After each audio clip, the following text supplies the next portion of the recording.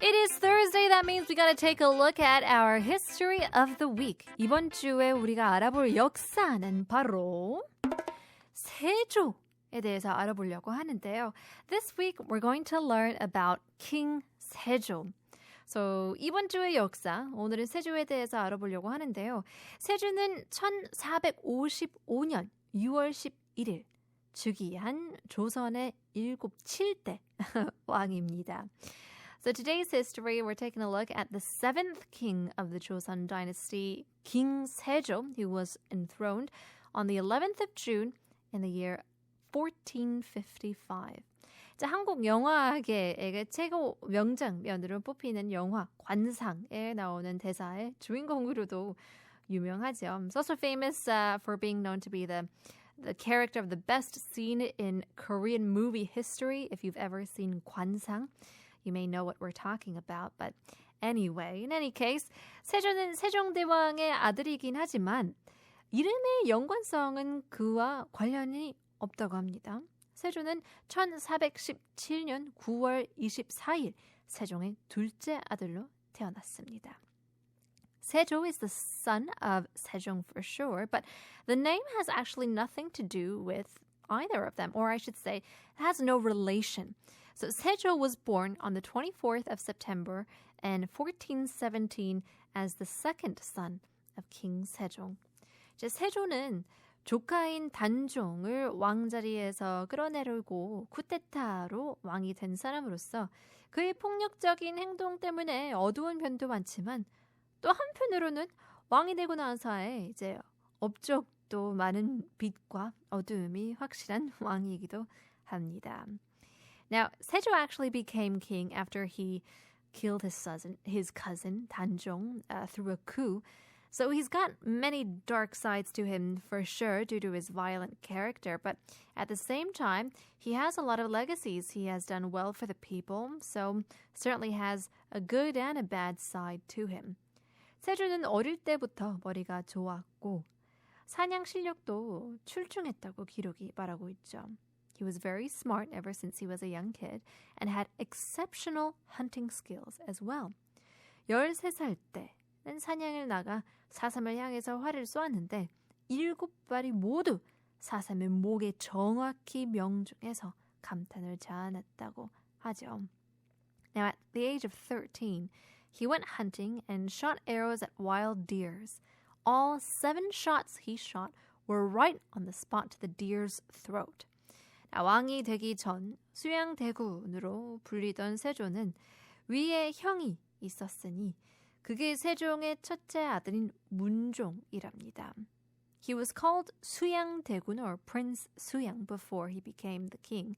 And since he was the second son, he had an elder brother. And that was 문종, the eldest son of 세종. 문종은 뛰어난 능력을 지녔으나 태어날 때부터 몸이 매우 허약했다고 합니다. 문종 also was an exceptional man, but only thing was that he was extremely weak physically since he was born. 왕은 항상 첫째 아들이 하는 것이 전통이었고 세종대왕 역시 그 전통을 따라 문종을 다음 왕으로 정해놓고 문종을 잘 보살펴달라며 7명의 학자들에게 부탁하고 숨을 거둡니다. Now, it was always the tradition to have the first son inherit the throne. And following such tradition, Sejong also chose Munjong to be the next king. And knowing how weak he was, King Sejong asked 7 scholars to please take care of Munjong as he passed away. 문종이 다음 왕이 되었지만 수양대군의 마음속에는 왕이 되고 싶은 야망이 불타고 있었죠.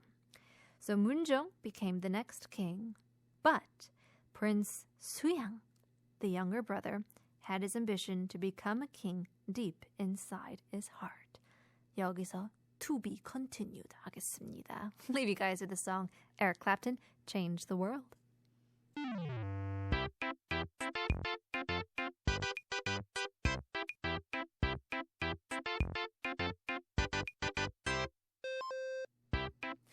We are continuing our history of the week, learning about King Sejo.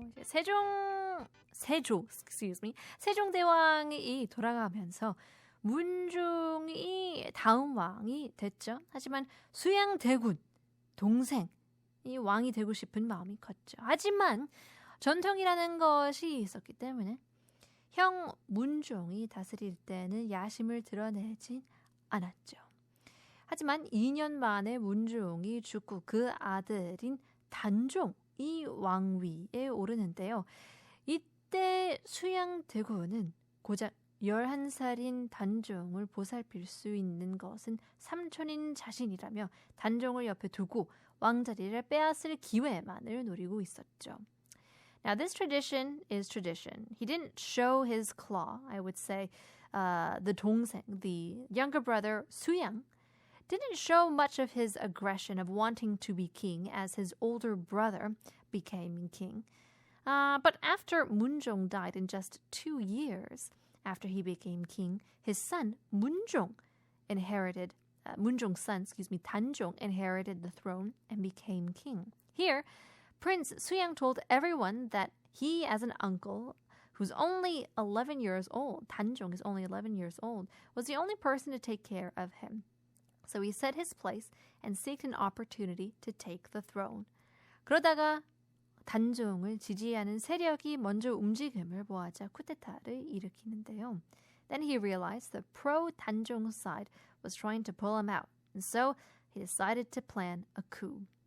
앞서 세종이 임무를 보유한 7명이 있었다는 거 기억하시나요?